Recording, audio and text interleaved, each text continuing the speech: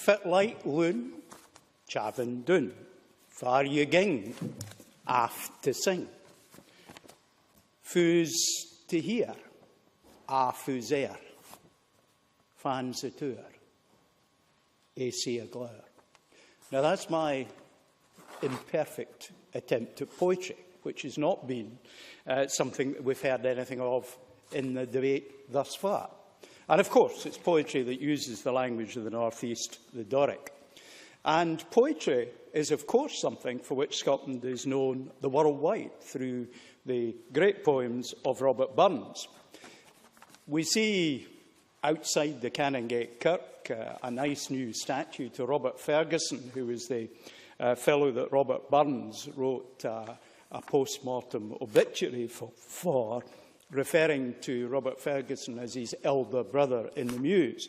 And we see tourists being photographed alongside the statue of Robert Ferguson, without, I suspect, any great sense of who Robert Ferguson was, apart from, as it says beneath, someone who died in Bedlam, which, of course, was not the best place to die if you were going to die in Edinburgh.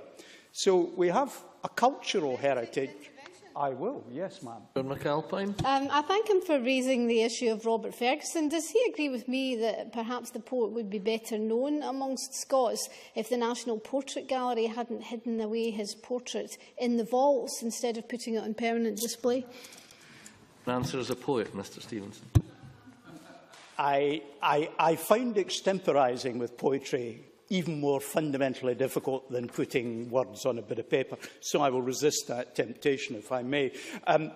What I've just heard is news to me, and I'm minded to agree with what the member says.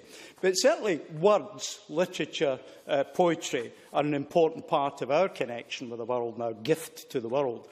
We are fortunate that our neighbours to the south of us in this island have given us one of the richest languages on this earth, in English, with a huge vocabulary and a huge opportunity to write and many things for us to read.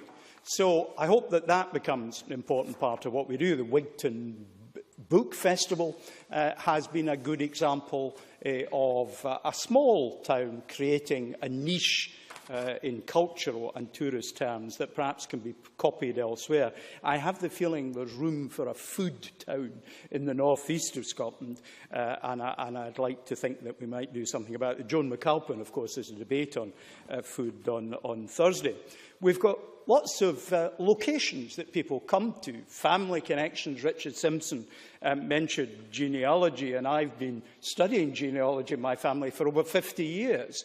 And it helps me connect with history. My grandfather was born when Abraham Lincoln was president, and all my grandparents were born before the first secret ballot in a parliamentary election, which was in Pontefract on the 15th of August, 1872. So when we study our family, we connect to our history, our antecedents, and that diaspora of 40 or 50 million Scots around the world, I meet them coming here to study their family history. Members of my wife's family recently came across from New Zealand. They'd travelled from Scotland to Canada and eventually ended up in New Zealand. We didn't know they existed. And they came specifically to study their family history. And in Aberdeen, in the Aberdeen and North East Scotland Family History Society, we have thousands of members there. Huge building full of information that people come to see. And I'm never in there but that I hear voices of people who've travelled halfway around the globe to research their family history. In today's literature, we've many places, the literature and films, we've many places that attract tourists. In my constituency in Pennon, a year-round population of some 24. More than 30 years after the film Local Hero was filmed there, people still come to Pennon to look at the postbox. It's needing a bit of TLC at the moment, and my colleague Ailey Whiteford is on that particular case. But the mark of a film, more than 3 decades old, is still there. The Oxford Bar the home to the fictional detective Inspector Rebus that Ian Rankin chose as the locale for his drinking because he couldn't make it up. Real life was even better, is something that tourists visit on the back of that. And of course, the publican there was a guy called Willie Ross when I first came to Edinburgh more than 40 years ago, who is somebody who was so antipathetic to the Edinburgh Festival. He used to shut the Oxford Bar for 3 weeks during the festival and put a notice up in the window saying shut due to festival. Very much the exception. And of course, on King George IV Bridge, last week I had a coffee in the Elephant House where the Harry Potter novels had their genesis. We have a huge amount in all our cities and all our areas of Scotland that drag people from across the world. And we've heard talk of the National Museum, the foundation stone of which was the very last public act of Prince Albert before he died in the 1860s.